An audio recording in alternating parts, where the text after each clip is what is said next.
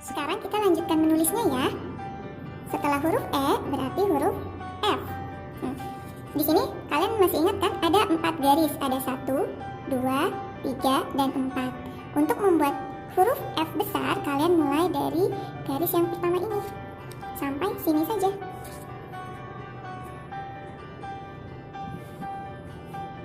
Garis, kemudian beri bendera atau garis seperti ini. Nah, ini adalah huruf F besar. Sekarang kita menulis huruf F kecil dari garis yang kedua. Ini 1, 2. Dimulai dari sini ya, sampai setengah saja. Tidak perlu sampai bawah, tapi sampai setengah. Kemudian kita garis. Ini adalah huruf F kecil. Kemudian huruf G besar. Kalian menulis seperti huruf C besar. Kemudian beri garis seperti ini. Huruf G. Sekarang, oh iya, ini harus menyentuh garis ya.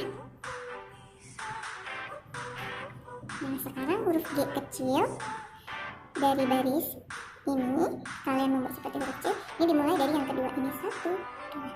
Kemudian karena huruf G memiliki ekor, ekornya sampai paling bawah. Kita ke huruf H. Jangan lupa menulis garis, biasakan dari atas ke bawah, jangan dibalik ya. Dan dari kiri ke kanan. Huruf H besar. Sekarang huruf H kecil. Garis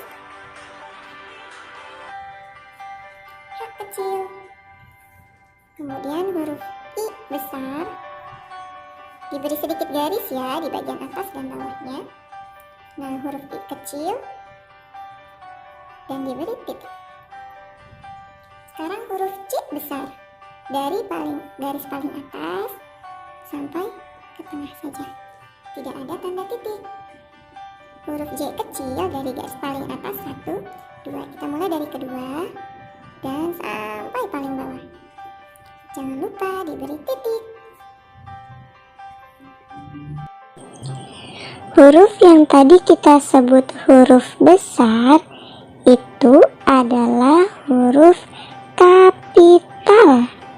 Jadi huruf dibagi menjadi 2 macam. Ada huruf kapital dan ada huruf kecil.